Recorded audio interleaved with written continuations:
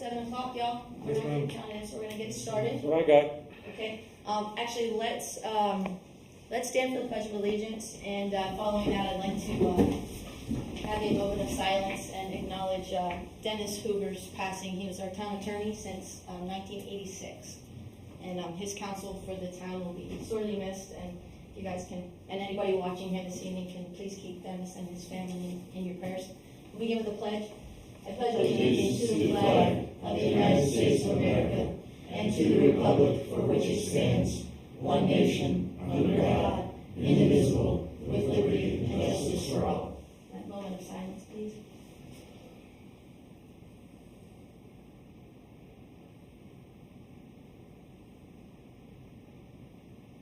Okay, thank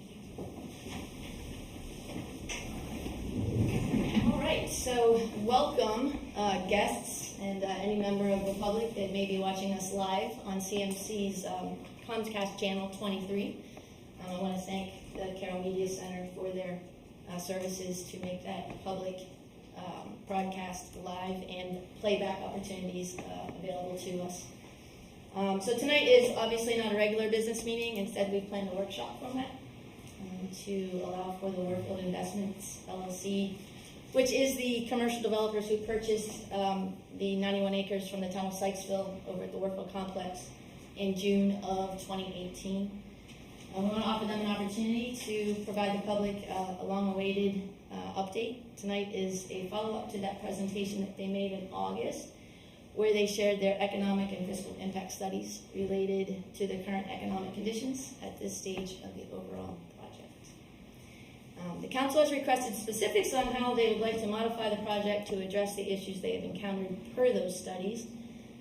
The council and myself had hoped for a formal presentation to include site plans and the like, but having not received any documentation from Warfield Investments in prep for this evening's meeting, I'm finding the default purpose of this evening's meeting to be that opportunity for Warfield Investments to explain their intent for the property publicly so that we can all begin working from the same sheet of music. And this meeting should not be seen in any way, shape, or form as a negotiation opportunity or a formal submittal by the developers. That will come later. And I failed to welcome the members of the Planning Commission that are here this evening. Thank you, Chairman Enslow. And so, Roger, who's speaking first? I. Okay, cool. Come on up to the microphone, please. Roger Connolly, thank you. Laura's on that side. Thank you very much for the opportunity to come again tonight, and thanks for braving the amazing storm out there and everything else. I also want to echo thanks to Dennis. Worked really, really closely with him these last 9 years, and very smart guy, Phi Beta Kappa, brilliant guy, great counsel. I considered him a friend. He was a much better friend of the town's, but he was a friend of the project and a friend of mine, and he will be missed. So, thank you for the opportunity. We're going to be talking a lot about plans tonight, alternatives. Last time we talked about some of the background, the studies, the information. I'm a big believer in information and experience. So we're going to be talking about experience tonight too, in terms of what we've learned, particularly in the last 5 years since I leased, maybe 6 years now, since I leased the first 2 buildings and started marketing those, started investing, cleaning up, trying to get them on the market, and we've done a lot more of that. So we'll touch on what we've learned from lots and lots of customer contact the last few years, but we're specifically going to turn that into a series of alternatives for each of the different components of the project, show you what we think is the most feasible way. But the big goals remain the same: to save all the buildings we can. I'm not sure we're going to be able to save the root cellar, but we are it's always been my goal, my aspiration. Those things are beautiful. That sense of place is just terrific, and it echoes the wonderful downtown and historic Sykesville. It's historic Warfield is our website, and that's part and parcel of what we're trying to do. But we've got to overcome the enormous cost of bringing these things back to life. It's just really difficult to do. I work with other developers who've got a whole different stack of innovation zones and tax credits and TIF financing and a whole bunch of other things that facilitate these things, even in highly urbanized areas. So that's the primary challenge we're going to be talking about, is how to save those buildings. But to do things, we've got a whole bunch of new ideas too about things that could happen there at Warfield, particularly in the community center, the theater, that would be a collaboration, a public-private partnership, may house profitable businesses, for-profit businesses, but I don't think the enterprise itself is going to be profitable. But we'll start putting up a lot of ideas that we think might augment what happens downtown and add some other interesting elements to it and really try to capture the essential asset that we have, particularly in that theater.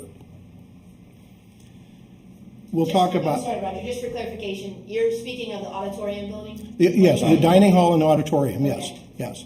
Yeah, it's... I just know that's what we refer to it as, and most of the public does, so I want to make sure that... Oh, no, thank you. And your preferred term is the dining hall? Auditorium, actually. Auditorium, Yeah, okay, yeah. that's the second story. The first level is the dining hall, and so they used both during the history of the project. Those two activities on the two levels. It's the biggest building out there by quite a bit. It's as big as Nexion and the F building combined, and so it's challenging in its own right. But that is the building that I'm talking about, and we'll get to all of that. So we've got two speakers tonight. We've got Sean Davis, who was a long time member of the Warfield Development Board, as I think a dozen years or more as a volunteer before he stepped over and started working with us as the planner, and Steve McLeaf as well. So Sean?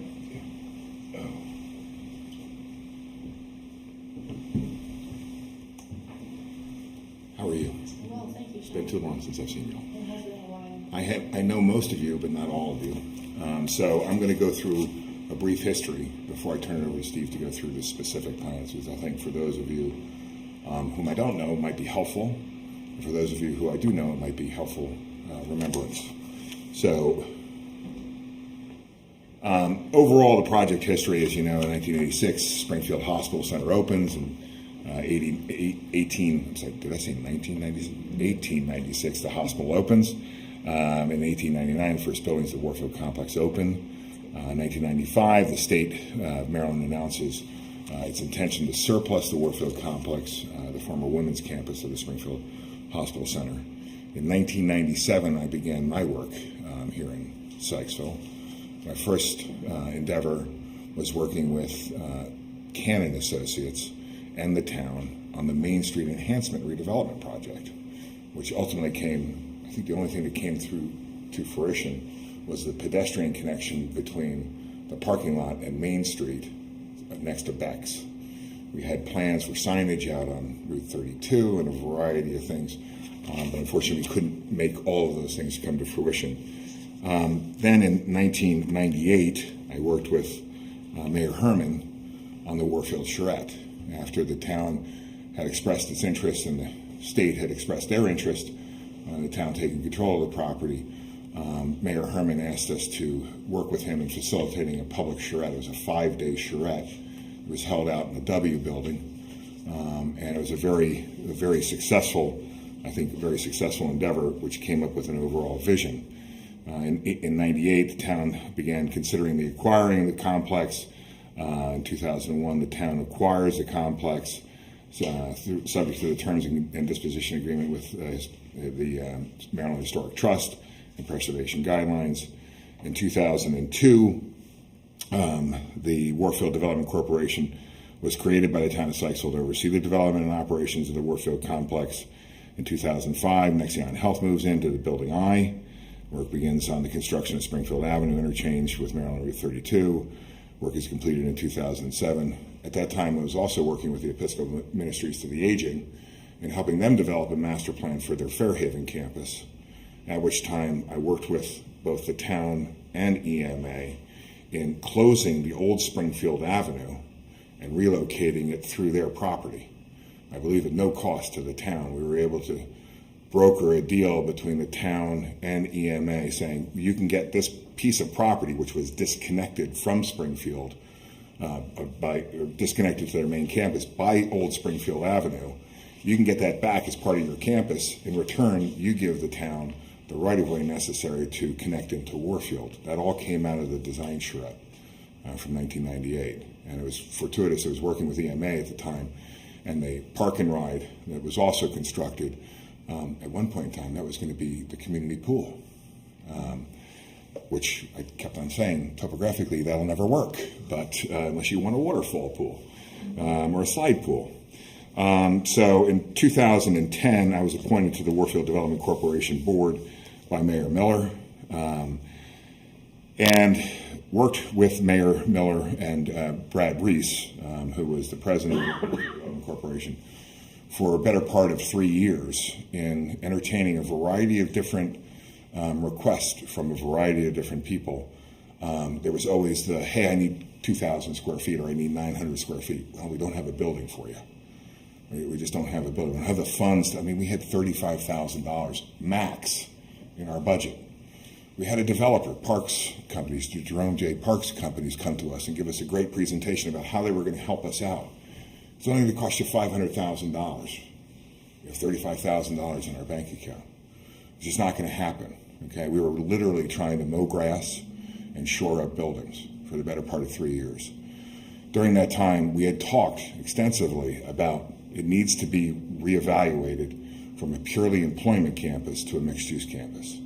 Jonathan Herman then brought in Roger, and we started talking about a mixed-use concept. Roger was the first person to come to the Warfield Development Corporation Board and said, I'm interested in buying this from you. We were all like, what? You're interested in buying this from us? But I can't buy it if it's strictly an employment center. And we went back to the original design charrette intent and came in and said, this is supposed to be mixed use. And Commissioners Howard, Commissioner Rouse, and the IDA attorney, Isaac, or I can never remember his name, Minash, all kept on saying, no way, it's not going to happen. Slowly but surely, we were able to convince them that we were going to make this, that it needs to be mixed use if we want to do anything with it. And they said, okay, we're going to limit it to this parcel E and F. And we started developing plans for that back in 2014. I began working with Roger.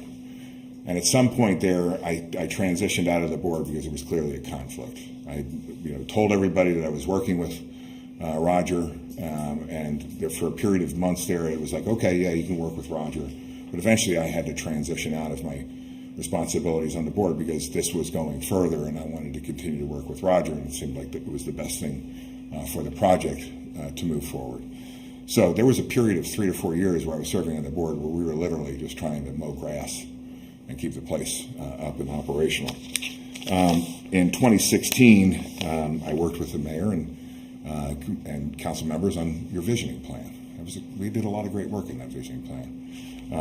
In 2016, I also worked with the town on the conceptual plans for the Sandusky Road improvement, redevelopment, the old Parrots lot. And in 2016, we began working with the Town Planning Commission on the actual approval process for Warfield. So I've been working with the town for 24 years. And, sorry, I missed my slides. So in 2014 to 2018, there was the negotiations with Warfield Collaborative, and then the property was ultimately disposed of. There's this, the series of steps. We worked diligently. I was hired by the town to work with the town through Dennis. It was great. And we revised a comprehensive master plan for the town to allow for the PEC to be a mixed use. Then we worked with we developed the PEC zoning ordinance. We thought about a number of different ways, and unfortunately, the best way to do it was to take the existing PEC and modify that code as opposed to creating a new code provision. But in so doing, we required a lot of things in that code, which I'll come back to, which were really, really important. And then we revised the zoning plans to incorporate both the Warfield property and the then Intergrace property. EMA had moved on and sold to Intergrace, and it was the Intergrace property, to designate those two properties for the PC Employment Center. And so through that process, And back in 2016, we specifically required in the PEC zoning code that an economic market study, a market study for the property, was submitted with the preliminary plan pattern book. It's specifically identified in your code. And we did that. And we included the full Valbridge study in the first version of our pattern book. And I remember, Chairman Enslow, you had a lot of questions. You had read through that very specifically, and you said, you got a lot of employment uses in here. And the employment in this zoning category, or in this market study, ain't fleshing out. What are you going to do? And we said repeatedly, and I think you and Phil will remember this, we said repeatedly, we're going to market the hell out of the property for several years. And if it doesn't happen, then we're going to come back to you and we're going to talk about changes. We made a commitment to Doug Howard, to the county, to the state, to the town, that we were going to continue to market the hell out of the property for the retail and office uses. And we've done that. And Steve's going to go into that in a second before he jumps into the specific plan we're presenting for you tonight. And so now we're at that crossroads. That's why we're here. You heard at your last meeting, which I watched via the wonderful new technology you have here. TVs are too small, though, apparently. Size, There's the joke. size, Go ahead. I should have kept that inside. Go ahead. Size doesn't matter. I'm just delighted. I think the last time I was here, you still had the hole in the ceiling from the water damage, which is great to see that that's gone. So is the leak that was causing the damage. So that's most important. I thought you found that out, but anyway. So at that time, we had really, kind of focused on basically saying we agree with the market study, but we're going to do our best to market this for non-residential uses, which we've done, and Steve's going to get into that. And so that was the basis for us coming back. And I've heard your town manager is doing a great job, and he's asked us all the right questions. Well, why did you sign on the dotted line if that was the case? If you knew that there was no market for this, why did you sign on the dotted line? Well, the answer to that is pretty clear. Two reasons. First off, we thought we had the county support in terms of promoting the non-residential uses. I have a couple of things that I hand out to you. I had to go back into Just go around the right side. Yeah, you're going to trip. So this is the original charrette, the ultimate document for the charrette, for those of you. I've got a number of copies if you want to just pass them down. This was one of two marketing pamphlets that the county prepared while I was on the Warfield Development Corporation board to help market the property for employment uses. Fort Lee's right down the road, easy access, cybersecurity is coming up, all this kind of stuff. They produced this marketing brochure, which they apparently sent out into the marketplace and marketing the property. They then produced a second brochure, again marketing this as. Oh wait. Sorry. Paying attention to you. Sorry. They produced a second marketing report, again really promoting this for employment uses.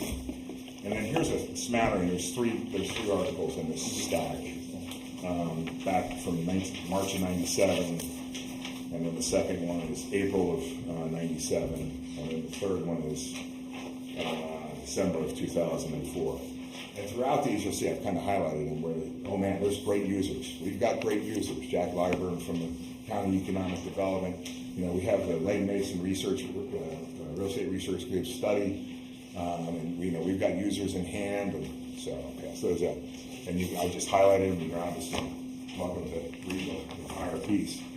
So getting back to the reason why Roger pursued this, I'm not speaking for Roger, but obviously he can stand up himself, but the reason why we pursued this is because we thought we had support from the county in marketing this and pushing this for the non-residential uses. Nothing happened. Nothing happened since 1997 when all those articles were written and they had all those users. That just didn't materialize. And the second reason is during those planning commission meetings when we were getting the PEC preliminary plan approved and the pattern book approved, we identified the fact that we were going to come back to you after all the marketing efforts failed. We're going to come back and we're going to talk to you about an alternative plan. And so hopefully that will address some history for those who I don't know, and also identify why we originally signed on the dotted line and are now back before you. I'm going to turn it over to Steve so Steve can go through the specifics of the plan, which, just so you know, we work closely. Question. Absolutely. Before we move on. When you say that you had made it clear that you guys were going to come back to you, those were all elected officials you were speaking to at the time? There was a planning commission. The county, public No. planning commission, this planning Yeah, commission? the town of Okay. Sykesville's planning commission. Okay, and Yeah. I'm sorry? I didn't say anything, I said, and who else? You said you had told all of the people involved that The you. planning commission. Okay, And there was a town, Julia, I think. We also had a closed session with the town council, I'm sorry to, in particular. I mean, we had numerous discussions during the negotiation period saying, I mean, I would never forget sitting in this room, being prepared to talk with Doug Howard about the market realities of this site, and him coming in and saying, if you want to talk about anything else, forget it, this meeting's over. And it was done. I mean, he was fist on the table, this is not going to happen, so on and so forth. We said, okay, we'll market it.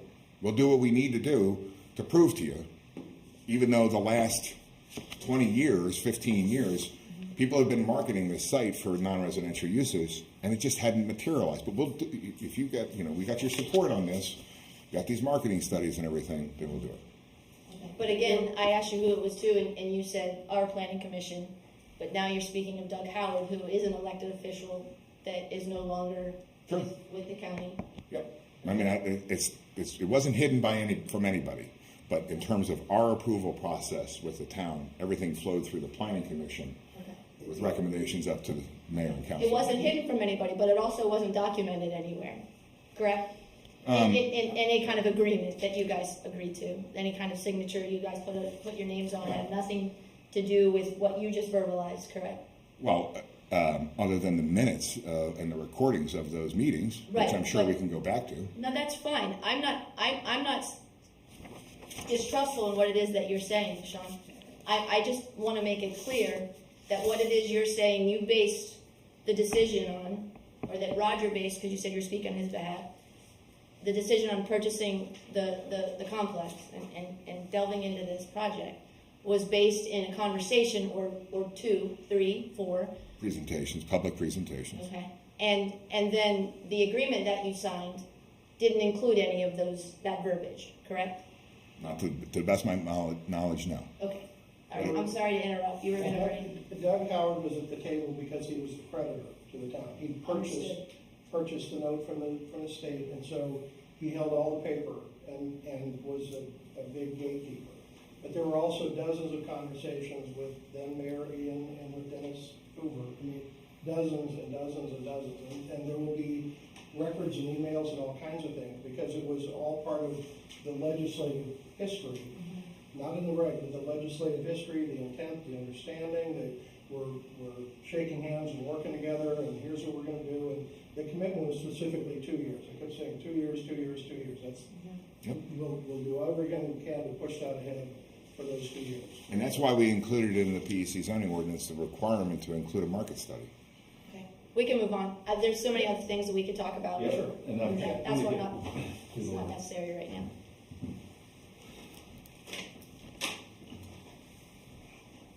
So very quickly, before we get into the zoning and plan, just very briefly, since closing, the project was listed with Lee and Associates for a couple of years, and was also on CoStar with a premium listing, which, just so you know, that gives us, as Steve, you probably know, being in the business, gives us national reach, and we have statistics we can share with you if anybody's interested for the listing period, but it was put out there and was actively marketed purely as commercial and retail since closing. And some other accomplishments. Building F is designed and approved and ready to go if we could find a user. We've also gotten wetlands remediation, the wetlands remediation project designed and permitted, which as soon as grant funds come through, we can get moving on that, and it will open up parcels A and B. I hate to interrupt you again, but did you not have grant funding, and the scope of work for that grant funding was changed for the mitigation of those wetlands with respect to the September 9th, last year, September 2020? The problem that we couldn't resolve, that DHCD has since is working with us to resolve, I don't know if you know, Joe, but is that we couldn't do that agreement through the town because of the way the funding mechanism worked, and it would have triggered a tax liability at our marginal tax rate. So, and that was due to tax law changes post-closing in 2017 with the Trump tax laws. So once we have that hopefully worked out in this next couple of months, we can start that work. That work has to happen between April and September because of trout spawning and piney run. But so does that answer your question? It does. I guess so there's no tax liability now for you If to do the way that we are going to, so rather than run it through town, we will run our grants through a nonprofit, through a nonprofit, not a governmental entity, that will allow us to fund the improvements in a way that doesn't trigger the tax liability. It's through the Community Foundation for Carroll County that was already an approved source through DHCD. Right, and I'm asking these questions for the public's purpose. No, that's fine. I know the answers to the questions I'm asking you. So what's appreciated is information as if you're explaining it to someone who knows no background. And Right. so Right. And obviously some of the financial stuff are matters that, when it gets into the project itself, have to be closed session. But for the grants, we're trying to resolve that mechanism with the state. Right. I just want the public to know that the town was asked to change the scope of work for the grant money that was awarded to the town on behalf of the project, and that the town complied to that request to change the scope of work, which was originally to fund the preservation and stability of the historic structures. That's correct. What wasn't changed, though, was the funding mechanism. And we understand the town's concerns were liability related, and agree or disagree with that. It was a valid concern for the town. And so we found another workaround. But see, now you're talking jargon. Nobody's going to know what you mean when you say those things. I'm pointing out the fact that the funding was there for what it was requested, which was the preservation stabilization of the historic buildings. Then a tax liability was realized, so you came back to do that project, to use the monies for that purpose. A tax liability was noted on your behalf, so you came before the council and requested for those grant funding to be changed, for the scope of work to be changed for the use of those funds to infrastructure, which included, according to your presentation, mitigation of the wetlands, Right. to which the council approved, and then it also still was a problem even after that for tax liability reasons. And so, is that not what you just said? But that was known by the town before that vote happened too. But was that known by you guys? It was known at that point in time. Yeah, it was Okay. known. So And when it became evident was that there was going to be a problem with the funding mechanism through the town, was when the grant agreement, okay, the subrecipient agreement came in front of the town, and the town would not direct pay those into the project. It had to be funded to us directly. Of course, because that's not the town's decision, that's part of our charter. Well, I understood. Okay, understood. again, for the public, but go ahead. Understood, and that was the first time we had heard about that. Okay. And mind you, we'd been discussing this with DHCD in the town for over a year at that point. Okay. So there were a lot of machinations that went on because of the change in the tax law in 2017 that even DHCD wasn't clear on. Certainly, the town wasn't clear on it, and certainly we weren't. So you had money but you didn't want to pay the taxes on it. So you got a nonprofit to fund it through so that you could use different money to do the same thing but not pay taxes for it. Correct. Just to, when you're saying tax liability, you had the money. That's correct. But you didn't want to pay the taxes and get the money. Right, because to get just understand, to get a state grant, let's say for round numbers, to get a state grant for say $1 million. Let's say 750, because that's what it was. Well, it's harder math for me. Well, no, it's not, because it was $467,000 that would be left over after taxes. That's right. So you're going to pay. Okay, thank you. You're You welcome. had your math done first. Well, no, you did it for me in September of last Okay, year. good. Oh, good. So I didn't have the minutes from that meeting handy. So it really is incredibly tax efficient to leave $300,000 or so on the table that should otherwise go into the project, right? You don't want to pay it to the federal government. You want it to go into the project. No, I agree that you want to minimize tax liability. Everybody wants to do that. Okay, good. So we're on the same page. Well, we're on the same page there, yes. Yeah. Okay. For there. Just, the money still had not been awarded. It's been selected but not awarded. So there was no money. Oh, goodness, Roger, please, let's not go down that rabbit hole. No, I'm sorry, I'm trying to clarify. The money was ready and waiting, and we asked for a budget and a timeline as to how you would spend that money, and it was never received. So the money was, as you know, and this is not news to anyone. When wasn't it received? I'm sorry, Mayor. When The wasn't it received? $750,000 was reverted back to the town for our use for projects in keeping with its original intent, which is economic development and preservation. So that's the beginning, middle, and end of that part of the history to that grant funding that you initiated the topic of this evening. Correct? And we were and we've also filed in this last round and expect money to come through there through the new mechanism. Yes, I understand that. Right. Okay, good. The most important thing that's happened since closing is this $15 million catalytic tax credit, which we legislated in cooperation with Senator Katie Fry Hester, and Warfield is teed up to be the first project under that. From the beginning, to Sean's point, let me clarify, two things were known before closing. Okay, number one, we needed assistance from the county economic development folks to get users in here. Okay, and number two, we knew from day one, and everybody knew, that we needed money from the state to subsidize the huge gap, $30+ million gap in these buildings. So that's what that's about, and that's a major $15 million catalytic tax credit is a major, major deal. So into the zoning a little bit. This is the parcel map. You all are familiar with A, B, C, and H being vacant parcels, and for the public, parcel D being the historic parcel where all the buildings are, the existing buildings from the women's campus are housed. The current zoning, again for the public's benefit, the property is zoned planned employment center. Based upon our gross acreage, that would allow up to about 590,000 square feet of non-residential and 181 units of residential, including anything we could do in the existing historic structures. That maximum density is not attainable due to market cost and historic preservation constraints. The PEC preliminary plan that was approved is a more realistic indication of the density you could fit on this site under the PEC zoning.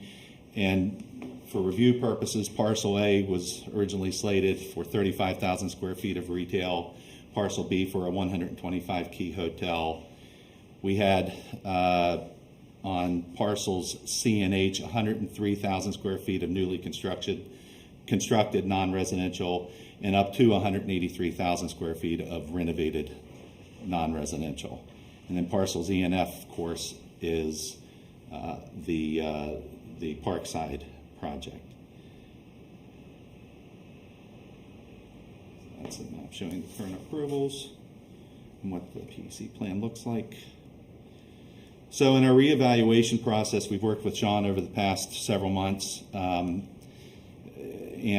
our process really was to take our data and experience from the past 3 years of marketing to non-residential users, ongoing engagement with the brokerage community about non-residential uses. As you all know, we had an updated market study covering a wider range of potential uses, and a deeper analysis was done by Real Property Research Group. So that was in addition to the one that was done in 2017. Updated fiscal impact study, which we spoke about at the last session, and an economic impact study, which had not been done previously. And with Sean and with our architects, Hord Copeland Mocht, did several architectural planning and engineering studies. So based on those studies, the top set of boxes is the current approved PEC plan. And what we tried to do in the proposed zoning is keep options open on A and B for non-residential uses, but we also kept an option in there for residential. Do you have this in, I'm sorry, my eyes. Do you have something in paper I can look at? Something what? Yeah, this we didn't get anything beforehand to look at, so can we get You have it something? in written form.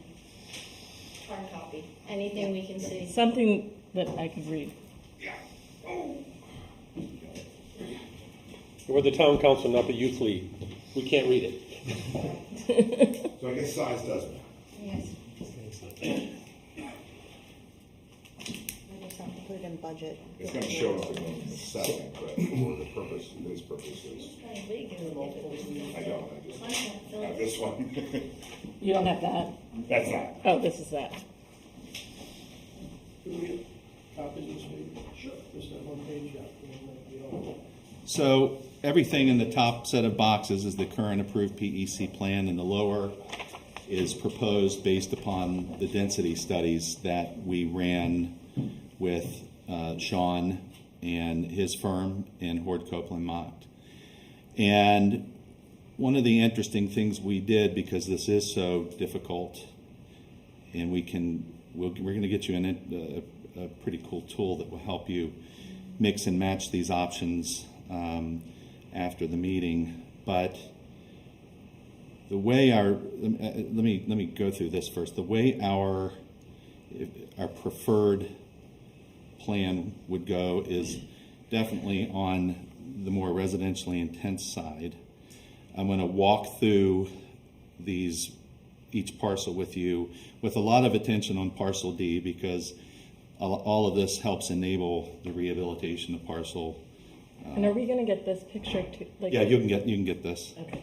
Or can we just get the PowerPoint or something that? And there will be larger pictures of each piece as we go through it. Yeah. So you have the 145 townhomes in parcels E and F. In parcels A and B, we're showing 102/2 townhouses, which are condo-style townhouses, a lower price point than what's being sold at Parkside right now. Can you say that one more time? It's in A and B. You're going to have 1/2. They're called 2/2 townhouses. You have 2 stories over 2 stories stacked. And how many of those are proposed? There were 100 there. 100 Units? units? Or 200 units? No, 100 units. So it'd be, 50. It's 50 buildings. Each building contains 2 units. okay. I got 1 unit on the first and second floor. It has 1 garage space and 1 tandem parking space. But this says 70 townhouses, 100, So if we look at parcels A and B, those are the 2/2 stacked units. And we can get some samples of 2/2 product. So real quickly, the 3rd and 4th floor are separate units. Right. They have their own garage space and their own tandem parking space.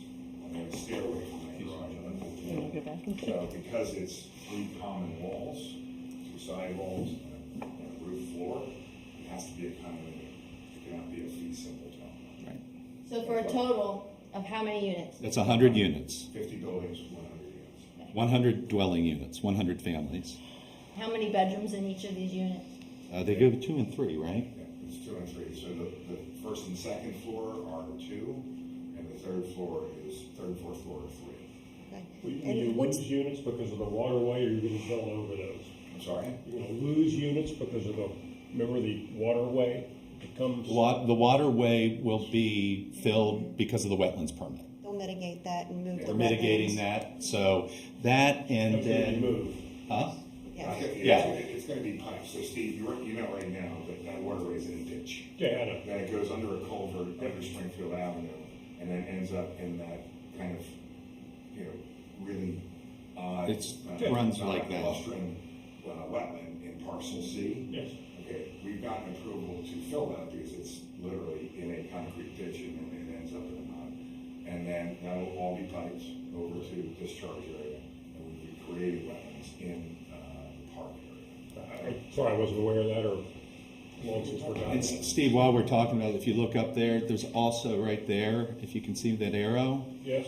there's also a small wetland there, and that is also a part of the mitigation plan. Okay, thank you. Just a quick question, when you said that the price point's gonna be lower than what's existing, those townhouses, what's the price point of these units? Probably changing every day, but I would imagine that I was thinking low threes. Okay, because current, those townhouses are mid to five, mid fours to five. And that's way above expectation, for sure. Okay.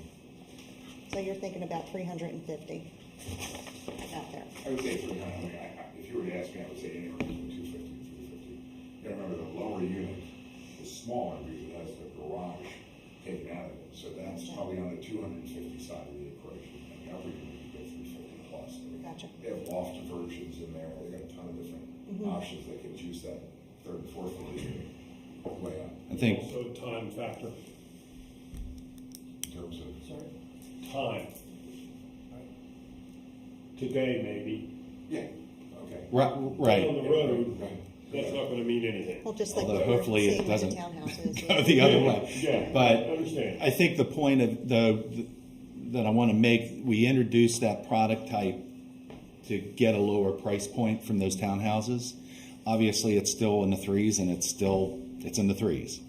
But the market is kind of what it is. And then over here in parcel C and H, we show 105 townhouses, very much like the ones being built in Parkside now. And I'm going to again show you in a minute how you can mix and match other options into this that coincide with the chart that I showed you. Up here we have 45,000 square feet of commercial, which includes the 3 commercial buildings that are occupied today, and then building F over here. So you have F, Nexion, Zateotech, and Alderson Loop. And then up here, you'll see a lot of the historic buildings, all except for the dining hall / auditorium, that are being shown as 177 multifamily units. Those brownish rooftops are for illustrative purposes only, but they would be darker in reality. They are additions to the building, to the buildings and connections, which is very common with historic structures and was actually contemplated with this project when we created a pre-closing condo regime. Land condo regime was planned up there, and there was always anticipated there'd be some building in between. I'm going to go in a little bit deeper into that in a minute. We have some nice renderings to show you. And then this dining hall / auditorium is the largest and really the most challenging building on site. And one of the things that really makes it challenging is its openness. You can't easily subdivide the space internally for preservation purposes, but the ceilings are also very high. But the prior use was obviously a gathering space, right? It was a community-based space. So our thought on that was, and this would be subject to charrettes, and we would hope community involvement would be to put that building, dedicate that building completely to a public-private community type of use where we could potentially blend some commercial and institutional uses in there. And we've done some studies on that as a starting point, but ultimately, I would envision us going through a process where there's a lot of community input and people want to figure out what they want in this community center, and ultimately, it could be owned by a foundation or a nonprofit or the town or a combination thereof. We've actually created our own community development corporation in the event that we can do something with that building and hold it to operate it in some combination of ownership potentially. So real quick, and I'll make sure that you all get this link, but we created this web-based site tool because you're not going to be able to figure out everything tonight, but this, Steve, it's not showing up. it's not? Monitor. It's not showing up. Huh. Why isn't it showing up? And while he's working on it, I just want to make sure you all also understand. For every option we have laid out for parcels A and B, and for C and H, and for D, we've done complete grading studies as well to understand and make sure that they're real. Because there's, as we all know, there's a lot of topography in the study, and we wanted to make sure if we were planning townhomes in parcel C and H along that hill, that we could physically grade it and understand what the grading implications are in terms of earth performance. Can I just ask math? We're at 145 townhomes already. Right. You want to add 313 more families to that property for a total of at least 458 families in just that space. I think it would be more than that. I think it would be just over 500. So we have, well, let's just add it up. So are these 70 townhouses that you're proposing For A and B, yeah. for A and B, are those 3-bedroom townhomes? You mean Those are 2 over 2s. So it says 70 townhouses, comma, That- 100, so you're those are further options. defining. those are options. So it's either 70 What- townhomes or 100 2/2s. So may I show you real quick? Non-residential uses, which are also C. Well, that, But you're not presenting those. Nope. okay. Okay, wait. It's a very simple question. It says options under parcels A and B, proposed, residential, 70 townhouses, comma, 100 2/2 stacked townhouses, or a mix. So is 70 separate from the 100? Yeah, no, it's either or. It's the commercial uses below, or a combination of all of the above. So Stacy, Mayor, Yes. it's either 70 townhomes, or it's 100 2 over 2s, or it's the non-residential uses that you. So not a comma, and or. Thank you. And these And 70 townhomes, as they're being proposed, 3-bedroom, 4-bedroom? The exact same prototype that's used in parcel A. Thank you. Sorry for the interruption. It looks like your IT issues. Yeah, I figured. So I'll make sure you all get a link for this. But this shows and I'm just going to go through them very quickly. It shows every commercial retail option we've looked at for that parcel. And this is meant to, all these options could fall under that chart that I showed you all.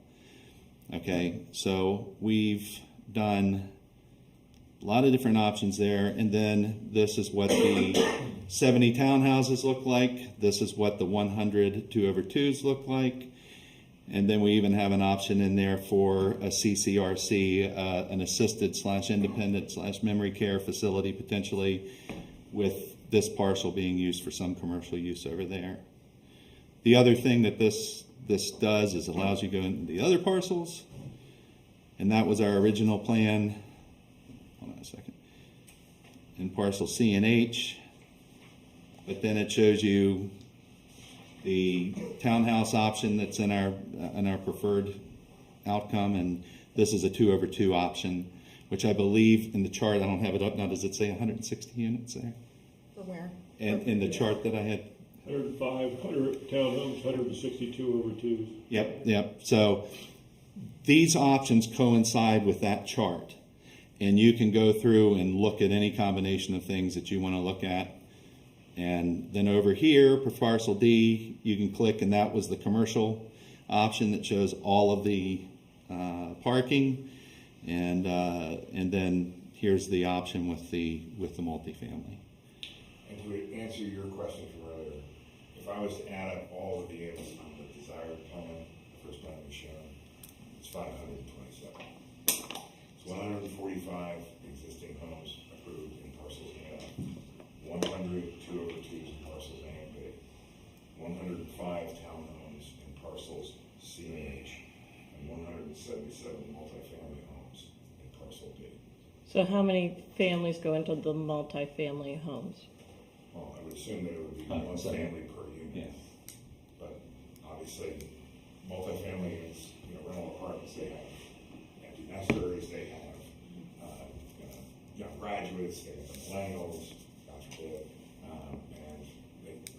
Easy, that could be a target market that you.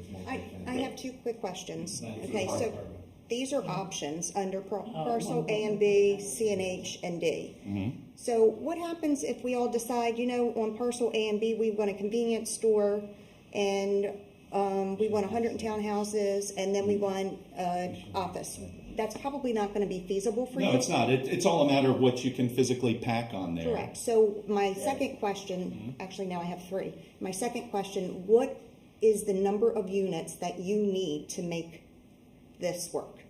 What we showed you was the 500. What we're asking for is the 520. For all residential? Yeah. That wasn't a question.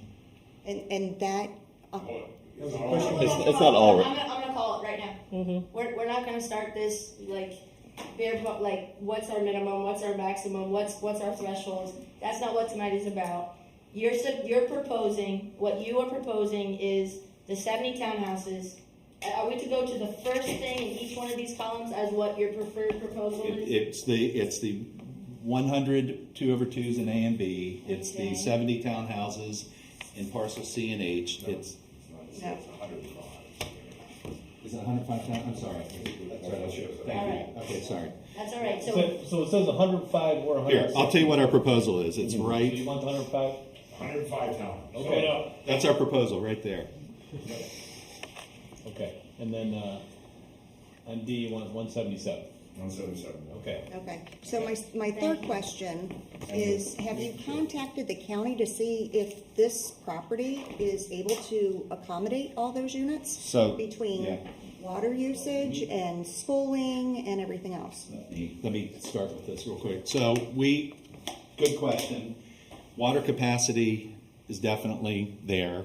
We have dedicated water capacity. That surprises me because we had to reallocate when we approved this. It was part of our disposition and development agreement, and we had Sean's team go back and re-verify based on the capacity. We actually have less of a problem. The residential is less taxing on the water infrastructure than the commercial and the retail is.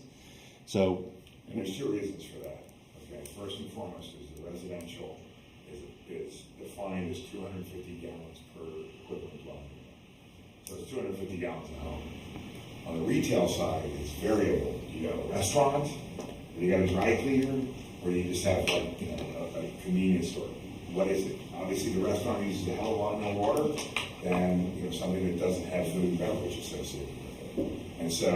And then on the office, medical office use has huge water consumption versus general office that doesn't. And you'll remember during the PDC preliminary plan, we were capped on the amount of medical office we could provide in here. The county wanted us to do all medical office. We came back in and said it's not going to happen. So we negotiated.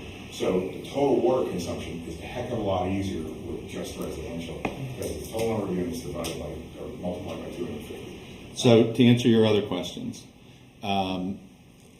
we, as part of any zoning modification application, we would anticipate getting a new traffic study, but we've already been in contact with our traffic engineer who submitted the last plan, and our capacity for residential will go down. It will bring down trips. Now, it will change how those trips go and what the directions are, hence you need a study, but the preliminary read of that is that it's not going to be a problem for it. It's actually going to be less of an impact. Schools. As you know, the county closed schools, 3 schools in 2015. In northern In Carroll northern- County. Yeah, I know, but then Southern. there's also that goes with that a whole public policy debate about okay, redistricting and everything, and I know you asked a question about this before. We've actually, and they were quite shocked to hear from us, but we've actually been in contact with the folks in urban schools to get a better understanding of this, and we had one meeting with them. You know, a lot of it relates to timing and how they do their redistricting and how they manage their capacity and how they bring on more capacity. The simple answer on the cost side, we would expect residential to pay for itself. We believe that residential does pay for itself. But the question becomes, how, as a matter of public policy, is it implemented? And our seats allocated? And it's too early to say what that's going to look like and how bumpy it's going to be. But our commitment to the school, to the folks over in the school district, was, look, we want to start the conversation now, and we want to understand the implications ourselves so we can be responsive to the community and to the council and to the planning commission. And to the extent these things are going to be a problem, let's work through how we match new density coming online with capacity. So not the bottom line answer you want, but I'm not the guy managing. Right. Understand. Yeah. I wasn't sure Yeah. if the county said absolutely not, then this is all a non-issue or a non-conversation. So I wasn't sure how you were with that conversation with the county. Our first conversation was when we talked to them about this, and I don't want to give a soundbite that gets us in trouble because it is bumpy, but I think it was, look, we don't see an issue till 2027.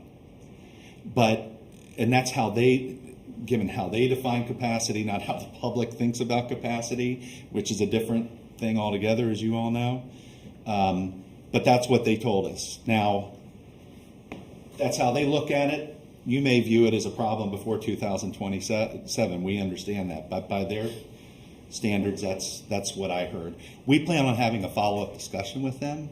And as we move forward, many follow-up discussions to make sure that we can answer the questions. And so the other things real quick that come up, things like fire and police and things like that, that's one of the points of the fiscal and economic impact studies. The fiscal impact studies is to show that we pay for ourselves because of the income tax structure in Maryland, right? It helps residential development pay for itself.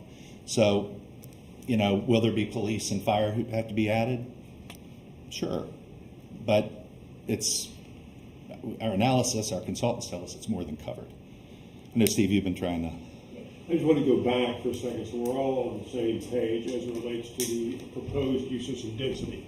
So we talked about the total of the residential side, but under your top line proposal, could you go over the commercial square footages that you have? Is it only in parcel D, and it's only the 31.6 and the 45.4? That is correct, and I would classify it, Steve, more broadly as non-residential because given how shallow the commercial market is, we're thinking, okay, community, institutional, commercial. I understand, and a good way to characterize it.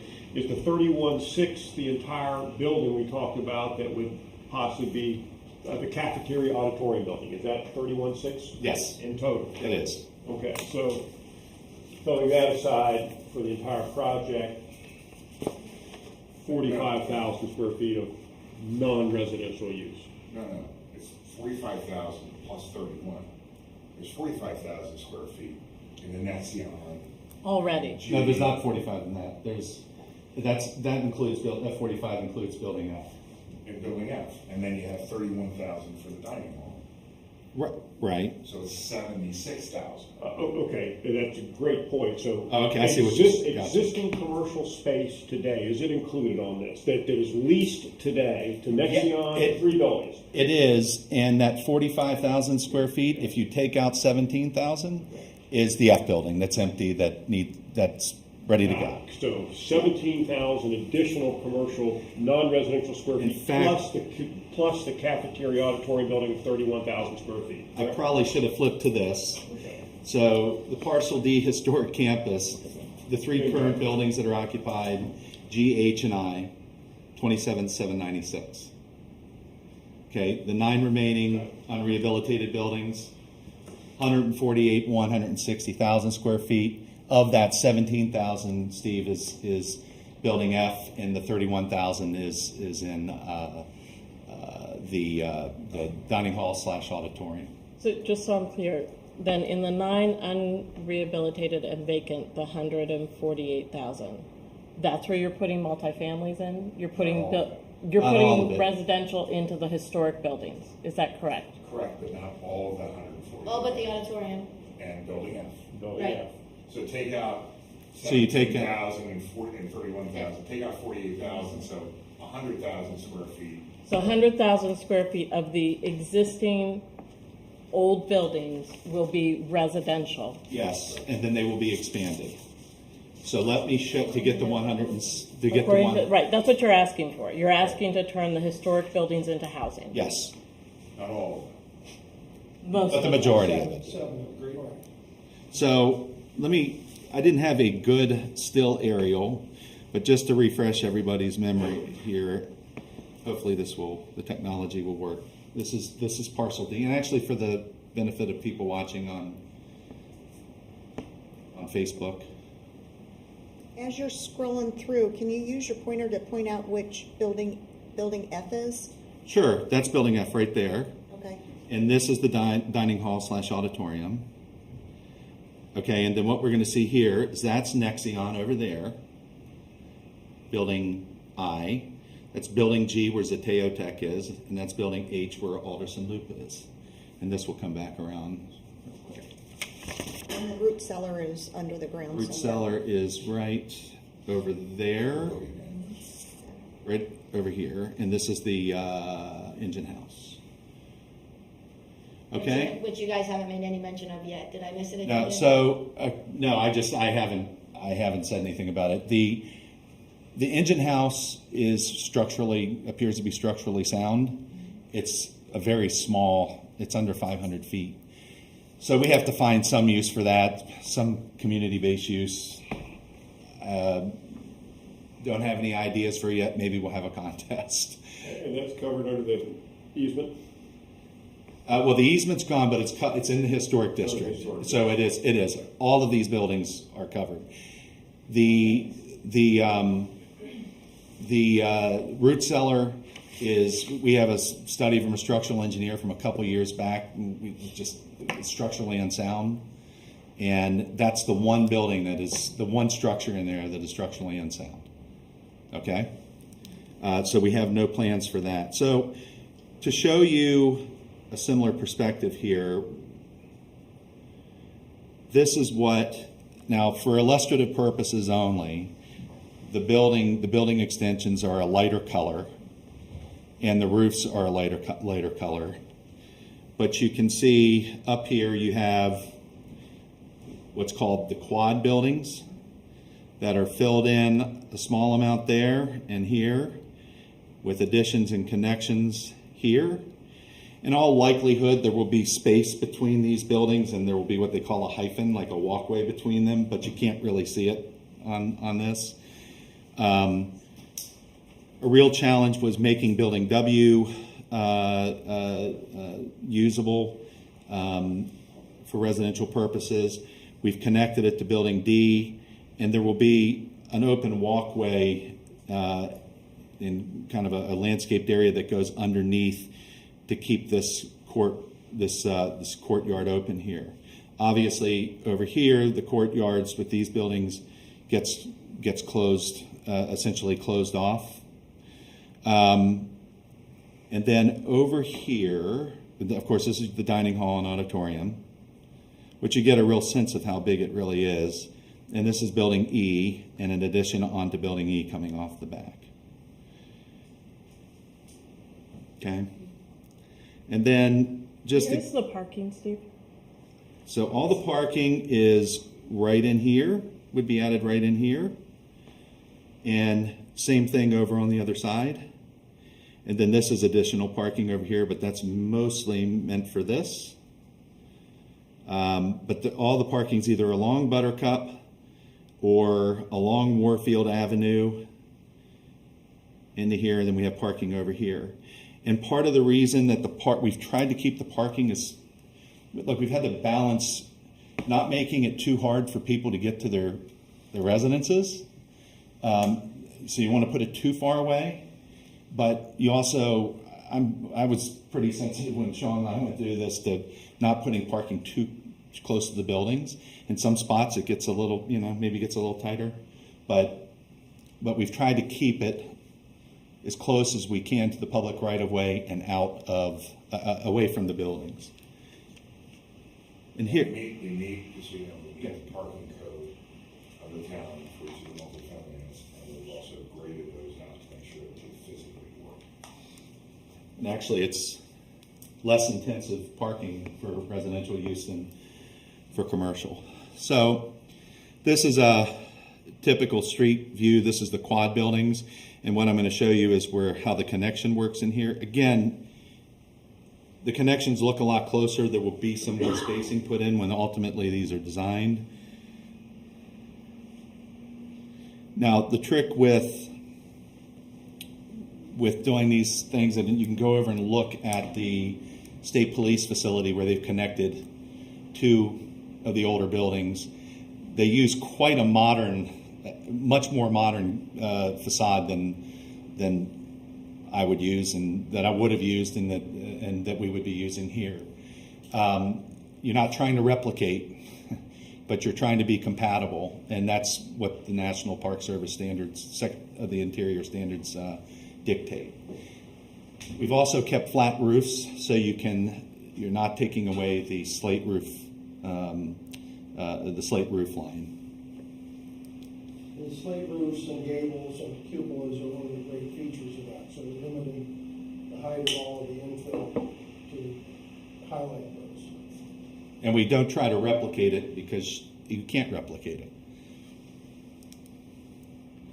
So I want to talk about the centerpiece to all this dining hall building. And again, it's probably the most challenging structure because of its size and how open the spaces are on the dining hall level on the first floor, and as the mayor pointed out, on the second floor of the auditorium.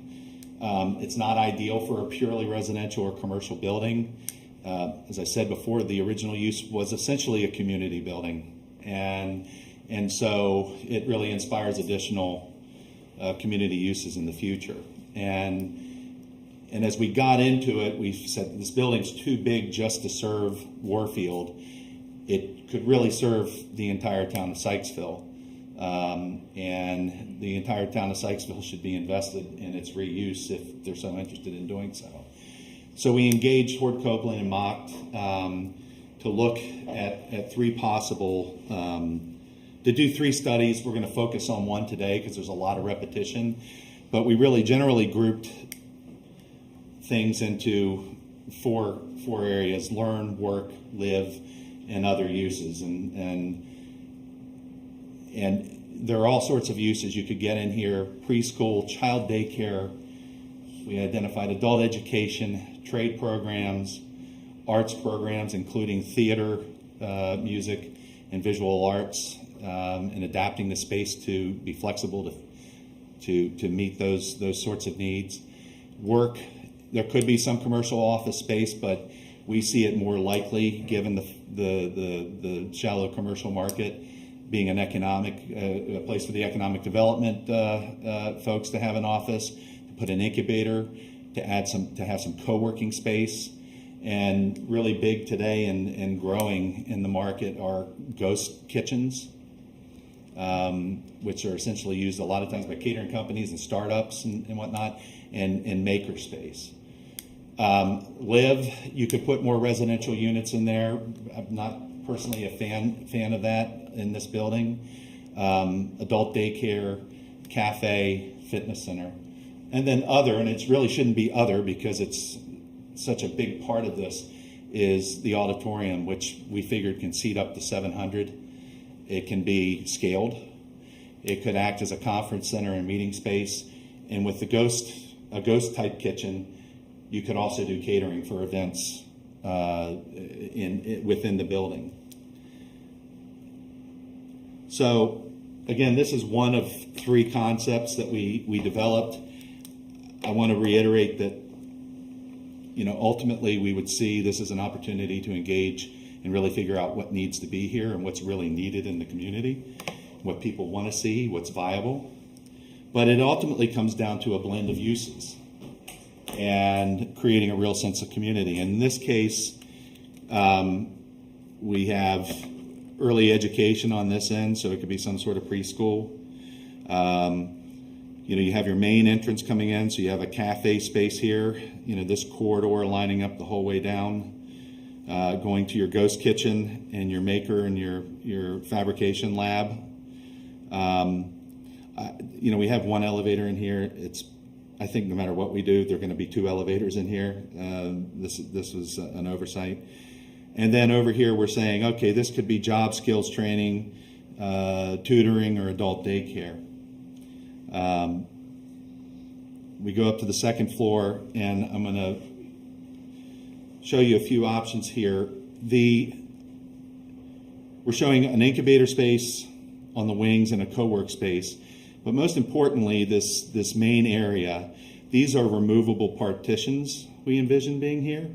So this can be broken up into separate spaces. So what I really envisioned, I started thinking about, you had a theater program, you could have the theater program going on one end, and maybe if you had an visual arts program where you wanted people to be able to go in and do a class while the theater's going in on the other end of that space, that you have these movable partitions that allow you to open the space back up for a bigger event and really preserve the historic intent of that large space up there.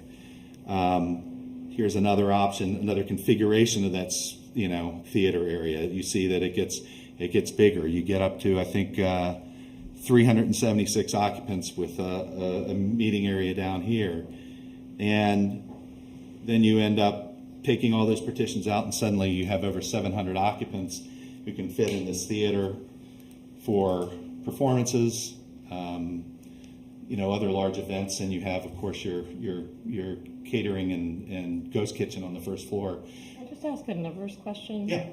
You're adding 500 people to the property, and then you're adding another 700 to go see the theater. Where's everyone parking?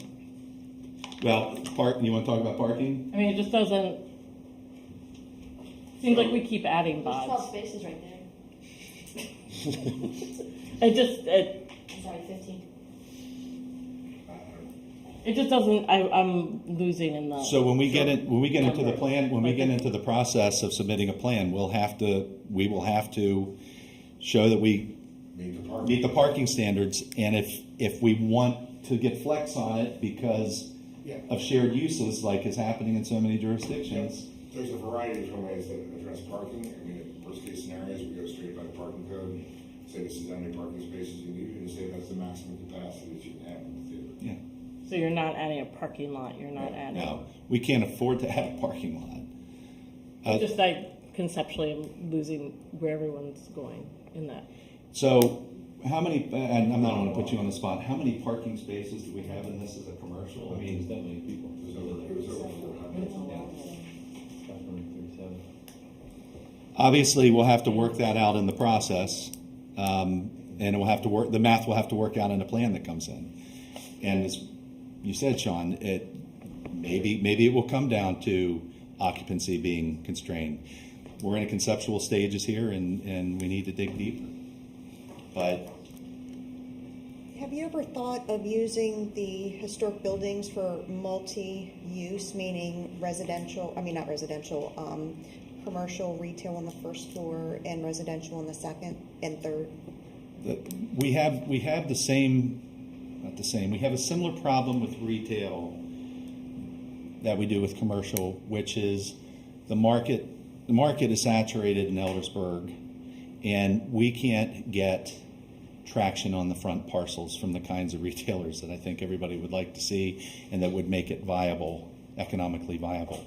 To take them and move them back off the road and we've talked to every major brokerage, okay, since my time in this, and I know Roger was talking to folks before I got involved. that have said it's not viable, and the market kind of plays that out. I mean, I think one of the problems that, when I was talking to Sean about discussing his history with the project in the charrette, I said, was there ever back in 98, a market study done? Where did this all come from? The idea for all this commercial, and it wasn't market driven. If you look at the handout that I provided, it says in each one of the parcels that was identified in that plan, it could be residential, it could be office, it could be commercial. It was definitely trying to remain flexible for a variety of uses. I mean, and in today's retail market, where's it going to be in another year or two? Don't know that. Then you look at the actual physical demands of retail. I got to have parking up front. I can't expect to park over here and traverse through some campus to get my goods and then trounce back. It's just retailers. I mean, their world is completely upside down. I mean, and I've built what you're talking about, but it's been indefinitely in much more dense environments. And I can take you to even Arlington and Fairfax counties in Virginia and Montgomery County and Maryland, where we've tried to do ground level retail. And those are fairly dense areas, right? And we've tried to do it in a place where you don't have critical mass, or you're at a competitive disadvantage from a visibility standpoint, and they even have problems.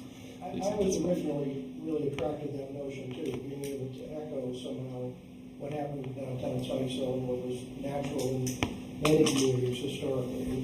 Just couldn't get any traction with the retailers at any kind of price point that began remotely to make sense.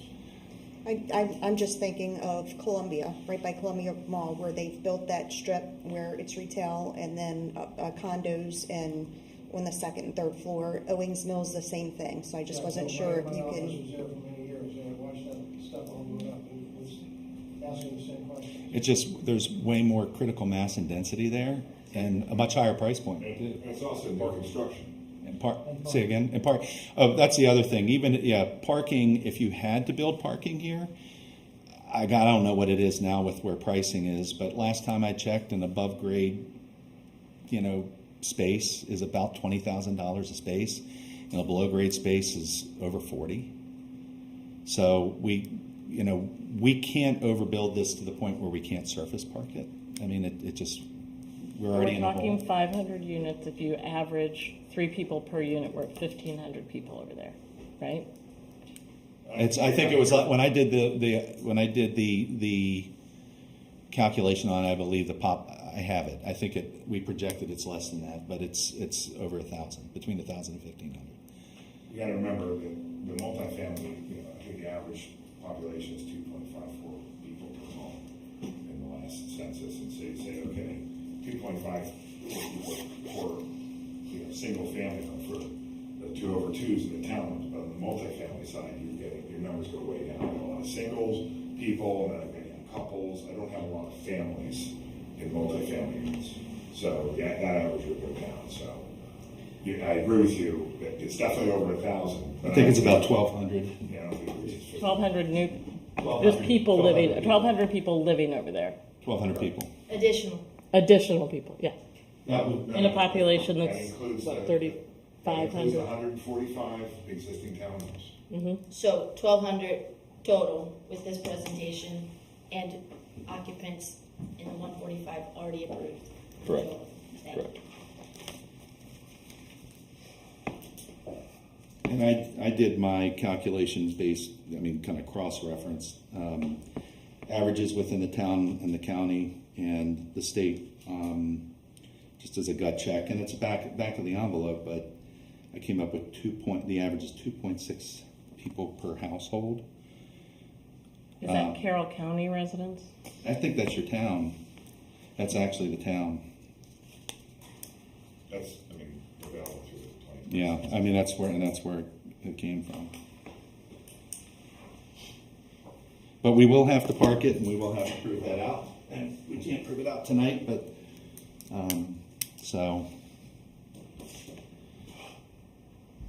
But we just say we've parked at a much more intense level with the commercial. We are going to be dropping. going to need fewer spaces for residential. Yeah. The parking demand for the office uses in parcel D was significantly higher for office uses because it's like 5 cars per thousand. I think it's 3. Per 1,000 square feet. 3.3 cars per 1,000 square feet, gross square feet. And if you have 170, 1,000 square feet, that's 170 times 3.3. Sean, do you want to talk about,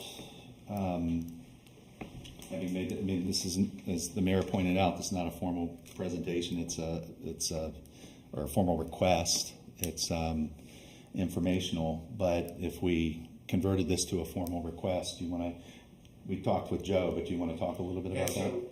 Real quick. One of the things that I think we all wanted to make sure is you asked for a plan, and we presented you with a plan. We certainly don't expect you to say hurrah, but we presented you with a plan. This is our proposal. And obviously, we're expecting a lot of discussions regarding that proposal. But we wanted to give you the plan. Now, in terms of taking this plan or some variation thereof through an approval process, there are several different ways to do that. First, the property could be rezoned to your traditional zoning classifications that you have in Sykesville right now, meaning the R7500 and business general uses. If that was the case, then we would have to go through the PUD overlay for the residential, and we would have to go in and modify the PUD, because right now the way your PUD ordinance is written, it mirrors Carroll County's. I think it's basically, Carroll County had developed their PUD, and all the municipalities within Carroll County kind of just took that and latched onto it for things like setbacks, because it doesn't account for 10-foot front yard setbacks and the 20-foot rear yard setbacks like we have in parcels E and F. So we'd have to rezone the property to R7500 and BG and then modify a PUD ordinance. That's a lot of work, because once you modify the PUD ordinance, it's available to anybody. The second option was to just modify the PEC zoning code. Come in and just make modifications to the PEC zoning code that would pertain to this development, because it's only mapped on this property and the Integrace property. It's only mapping PEC zoning ordinance is only mapped for this. Correct. Yeah. And the PEC is there's only 2 properties in the town that are zoned PEC. It's Warfield and Integrace. And then the third option would be to develop a new mixed-use zoning category, which would take into account a variety of different things. So in my personal opinion, it's between modifying the PEC or developing a new mixed use. From a time and convenience standpoint, it's modifying the PEC because it's limited strictly to these 2 properties. Your recently adopted comprehensive plan, which y'all did a great job with, identifies mixed uses on the site. It actually echoes a lot of things that we've talked about tonight for the Warfield site in terms of market viability and whatnot, and the mixture of uses. So I don't think if you modify the PEC, you're still in compliance with your comprehensive plan. And as you know, at the state level, local zoning has to be compatible with a comprehensive plan. So modifying the PEC or rezoning it to R7500 and BG, or developing a new, you're not in conflict with your comp plan, which you just adopted, and y'all did a great job. But to be clear, we think that going and modifying the PEC. That's easy. I think that's the best. My personal opinion, that would be the best route, because it's really confined. You're not opening Pandora's box. I have another question. I'm sorry to ask so many. That's okay. We don't have any purview over the Integrace property. That's Integrace, but it's close to Warfield. Have you been in contact with them about developing that? We have. I haven't talked to them. I haven't talked to them since their merger.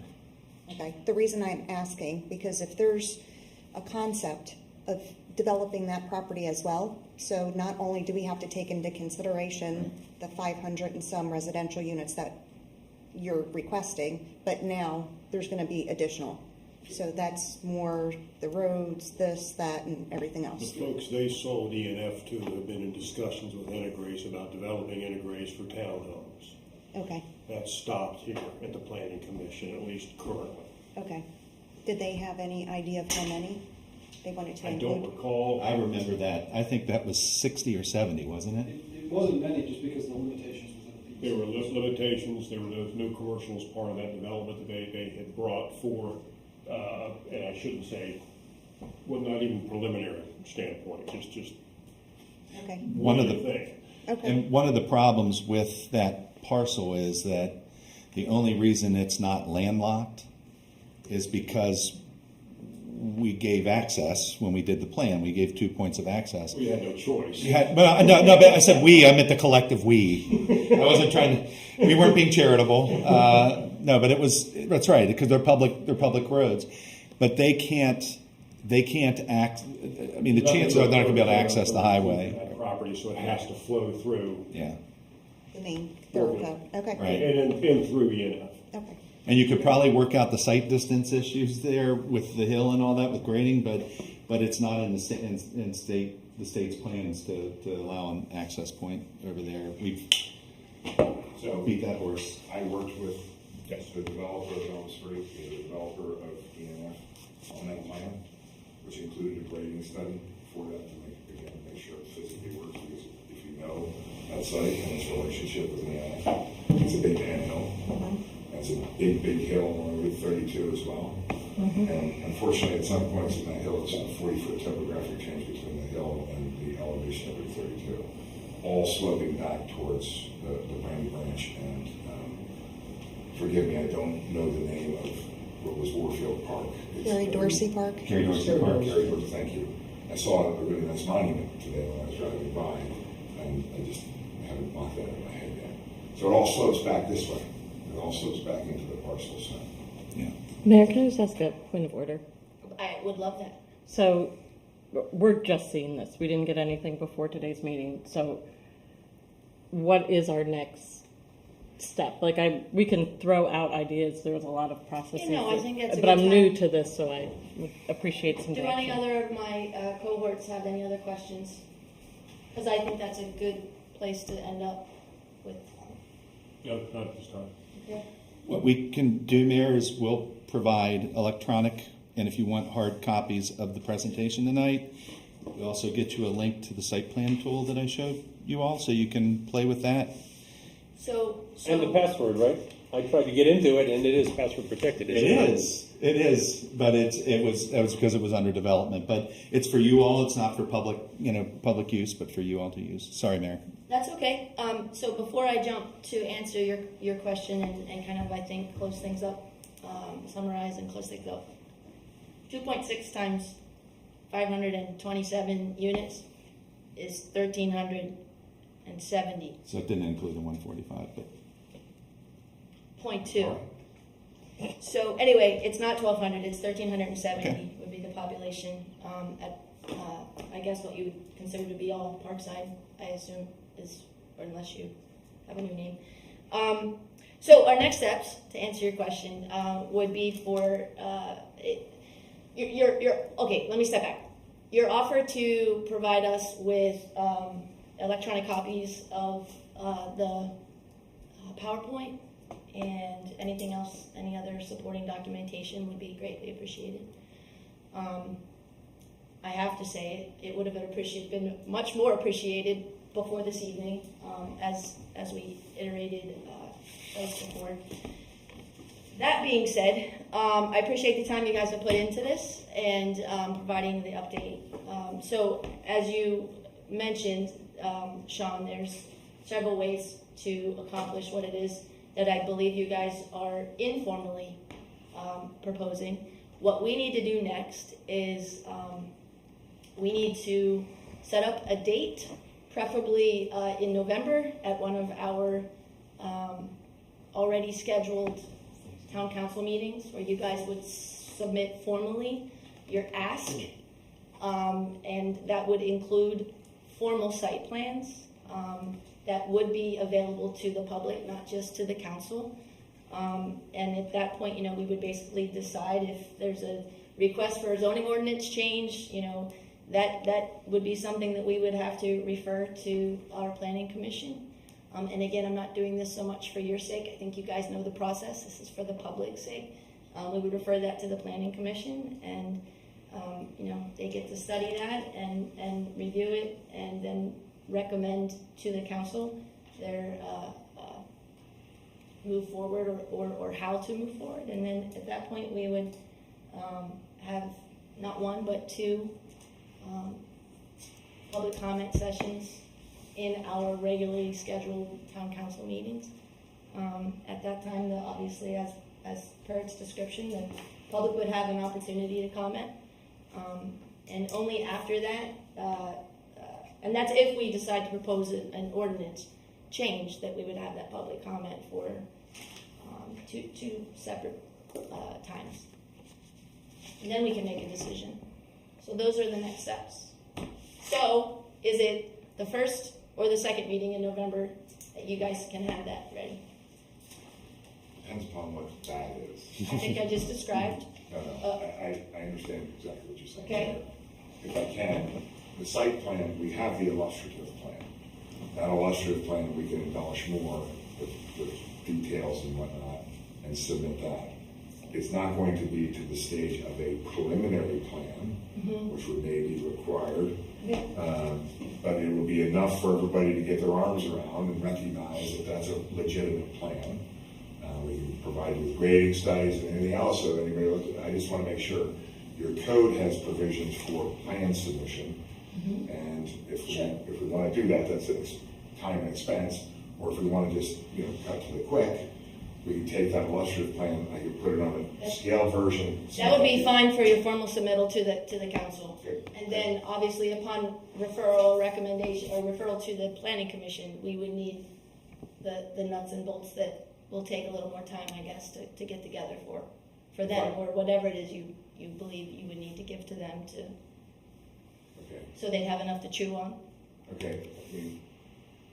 If I can we talk directly with the town manager? Absolutely. About Absolutely, that next step, yes. But so what I'm hoping to accomplish is, I don't have my calendar in front of me. The I got it. second Monday of 8th or 22nd. You would, Eight. November 8th you want to do it on the 8th? Absolutely. or November 22nd. 22nd, right before Thanksgiving. Thanksgiving week. I don't know, let me get back to you tomorrow on which date, if that's okay? Sure, if you're committing to one or the other this evening, then I'll let you get back to We're committing to one or the other. Great, I just have to check with my boss. sure. And I just need to also, when you come to us on the 8th or the 22nd, Second. I want it to be very clear what it is that you're asking, what your ask is. Not, this, or a combination of the, what you said this evening was 100, 105, and 177 plus the existing 145. So if that is your ask, then that's no fluff, no extra, 70 townhouses or 102, just whatever it is, so we can, Abundantly clear. thank you. Mayor, Yes, sir. I know we're a little ways off, but there were some deliverables that the developer was to bring to the planning commission That's right, a while yes. back. And before we were to want to entertain a new plan, we want to know where we are. Okay, thank you for that. Okay, so that's a deliverable that the planning commission would be expecting before seeing any new proposals. What is that? You guys were going to update the preliminary plan with all of the agreed things through the agreements of the past several years to see where we were. We haven't received that yet.